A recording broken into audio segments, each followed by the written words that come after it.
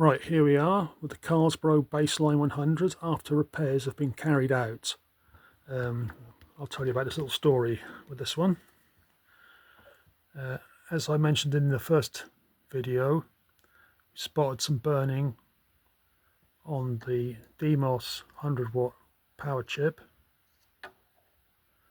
and we decided obviously that had gone burnt out, you can see that, and we're going to change all these capacitors, every one of these electrolytic capacitors. There's 4 here, 1, 2, 3, these are the main filtering capacitors, and they're directly connected to that, so these most certainly were failing.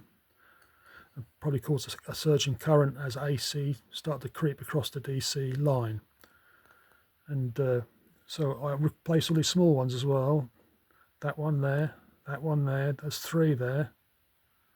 There's another one there, another one there. So I've done all that and checked everything else. These cement resistors often come loose from heat in Fender amps, but these are okay on this one. That was a common repair once upon a time, but not on this one. There's your 2 points for the speaker connector. Obviously I only received the chassis, I didn't receive the cabinet with the speaker and anything, so I had to use my house cabinet and connect it to there. But yeah,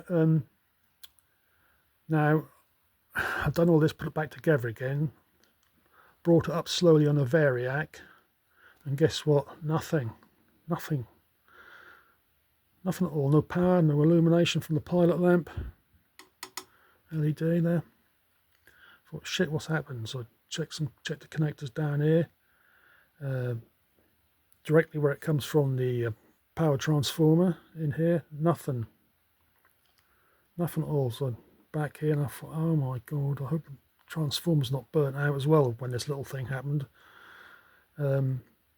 Checked the mains coming in, the 240 mains across here, these two, the blue and the brown, 242 volts AC on the primary. On the secondary down below, 0. I thought, oh no, is it burnt out? Is it burnt out? I thought, hang on, Ian, does it smell of burning or anything like that? No, not a whiff of anything. It smells like brand new. So I thought, I don't know. Then this blue wire was originally on this end pin here. This is 230 volt tap for continental Europe. Most of continental Europe uses 230. Some countries use 220. But this had been wired to 230. That's a safety thing, so they don't get too much power running through the system if they plug in. This tap here, which was not used, was the 240 volt for UK. So I'd done some tests, continuity across an ohms readings across here, and there was nothing. There was no continuity whatsoever between here, 240 pin or 230 pin. Then I wiggled this wire, or this tag, as it was bare tag, and as I wiggled it with a safety clamp, it started to come back online. So I thought, oh gee. So I resoldered all these, moved the blue wire from the 230 tap to the 240 tap, resoldered it all on, and checked for power and continuity, and I had that across here, across this 240 tap. Checked the 230 tap, still dead, so I thought, well, I don't need that anyway, it's not a problem for us.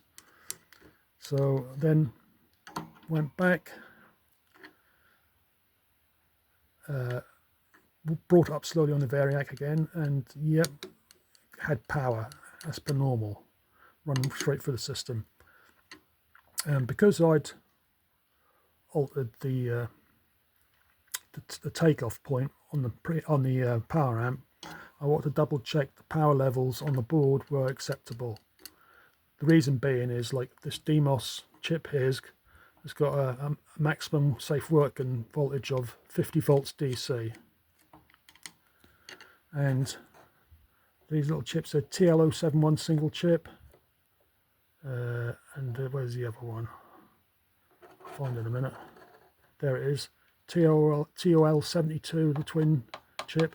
They have a acceptable voltage of 15 volts DC on both of them, with a maximum of 18. I checked that one was 14, that one was 15 volts, which is perfect. 15 volts, 14 volts, and 45 volts on the power chip here, all perfectly within acceptable levels. So that's great. And I've been using it. I've had it for running for several hours actually. Plays and sounds fantastic. It's a 35-year-old amp, and it's got life in it still. You know, they're fairly straightforward and simple. These Carlsbro amps, nothing too fancy on them. But yeah, they work. They do the job. I think they're well made, and everything's labelled. Yeah, so at the end of the day, it's a good outcome with it. And on the other video, I just noodling around on the guitar, just showing you that it's actually working and sounds okay. Yeah. Anyway, that's it. It's a good outcome. I'm very pleased. Anyway, bye bye.